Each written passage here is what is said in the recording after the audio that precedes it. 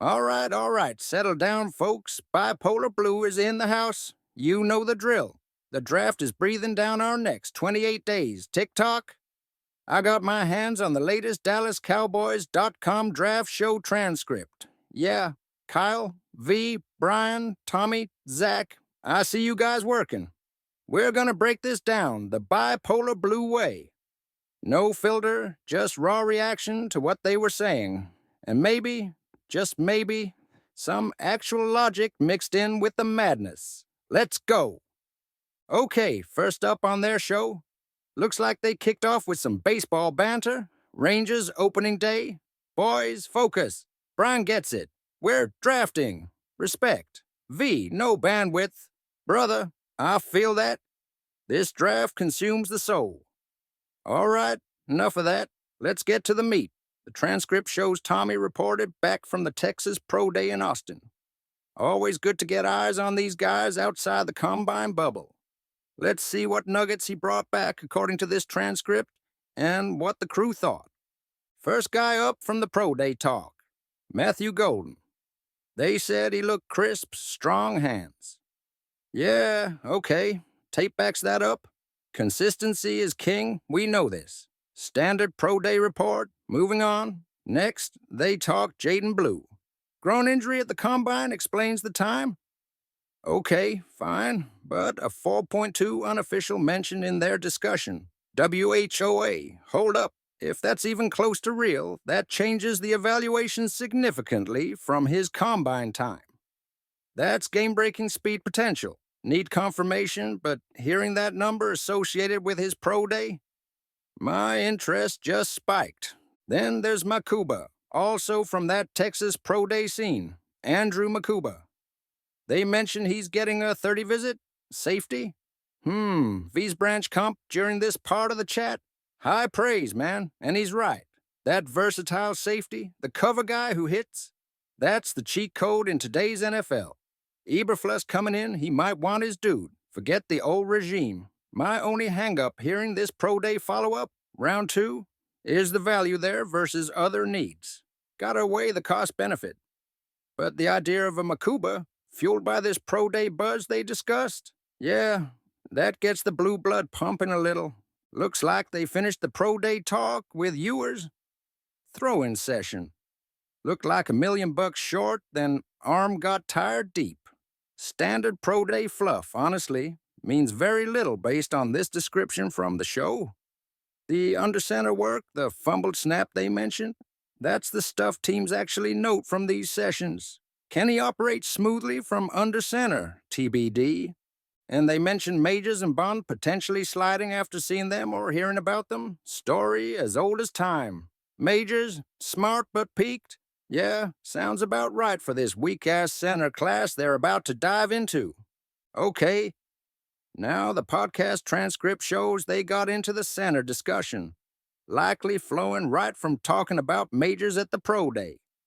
And man, listening to their takes here, let's talk centers, or the lack thereof. This class, woof. V wants guys who hoop kids. Preach. Give me nasty. Give me power. But the league wants these dancing bears for zone schemes. They talked Van Pran Granger. Tests well, plays soft. Perfect example of the problem. Gimme the mauler, I can try to teach footwork, not the athlete I gotta hope suddenly learns how to punch somebody in the mouth. And the idea of moving BB from center came up? Are you kidding me? After a year working snaps? Dumb. Find a guard. Keep the continuity. Don't create another hole fixing a perceived one. Seems obvious to me reading their debate. Then they got to Lumpkin. Okay, this dude, based on their description and what I know, 5'10", 275. My brain says no way. The measurables are screaming UDFA, but the tape, the production they mentioned, started everywhere, wrestler. Barely gives up sacks at UNC. That's data you can't ignore. He's the ultimate test case. Tape versus measurables. I'm intrigued, man. I wouldn't draft him before day 3 reading this, maybe not at all, but somebody's getting a potentially feisty player late, or PUDF way, wild card. All right. Scrolling through the transcript, looks like the conversation shifted to wide receivers, specifically some speed concerns and debates. This should be good.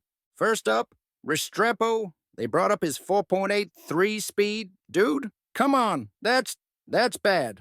Like, stick to college bad, good tape, catches with his body sometimes, okay. But 4.8 speed does not translate outside in the NFL unless you are some kind of root god, and even then, nah. Hearing that confirmed, hard pass for me anywhere near day 2. Then they got into Null versus Higgins. Okay, the classic battle. Reading their back and forth here. Noel at Null, tested faster than he looked. Good hands, separates according to them. Higgins, big body, jump ball guy, 6'3" running slants is kinda nuts, like V said. Me? Reacting to their points, I'm leaning Null. Give me the guy who proves he can get open and catches with his hands. Higgins feels like more of a projection, more risk based on this discussion. I'll take the slightly safer floor with upside here. Okay, next section on the transcript, Twitter on the 20. They took some fan questions. Let's see what drama unfolded here. First question was about linebacker Demetrius Knight Jr. Reading their assessment, sounds like a jag. Downhill thumper, stiff, can't cover, yeah. Welcome to day 3, linebacker purgatory. Useful depth, maybe special teamer, nothing exciting based on their takes. Then they mentioned Shammer Stewart ducking workouts? Cowardice.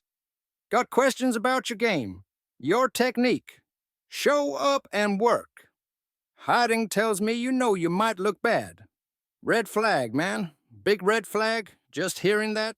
Now, their next question. They're one tech. V is losing his mind in this transcript, and I am right there with him. Yes, you need a nose tackle. Marzi is a project. Maybe he gets there, maybe not. You cannot go into the season relying solely on him improving. This draft has guys. Murphy, Sweat, Newton, Jenkins, or Hohoro. There are answers right there in rounds 1, 2, maybe 3. V thinks they'll wait till round 7 and get some jag to compete with Maisie? That is loser mentality. That's praying for development instead of forcing competition.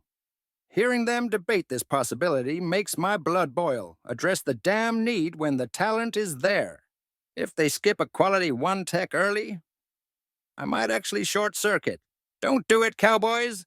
Please. All right, looks like Brian finished things off with a scenario game. Lose your guy at 12 or 24 now. What do you do at 44 and 76? Love this. Let's see how their rapid-fire picks went and how I react. First scenario, lose your round 1 WR. Their picks, Harris or Ekior for Shear's physicality. Royals or Tez Johnson for the juice. Yeah, good options. My take. Need different flavors. Those combos make sense. Next, lose your round 1 RB. They threw out Henderson, Caleb Johnson, Harvey, Neal, James, Krosky Merritt. Yep, confirms my thinking. Lots of good day 2 backs with different skill sets available. Last one, lose your round 1 corner. They hit on Amos, Morrison, Williams for outside. Parrish, Hairston, Muhammad as nickels. Parrish Jordan Lewis comp is interesting. Again, shows depth. My take? Amos at 4-yard, then gimme Parrish or Muhammad at 76. Need that feisty nickel. Screw the size police. I want dogs.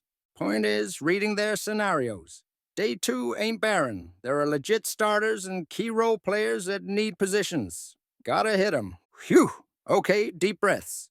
Reacting to that draft show transcript gets the gears turning, man. My takeaways from their conversation? O-line talk shows they're wrestling with the power versus finesse thing. Pick a lane.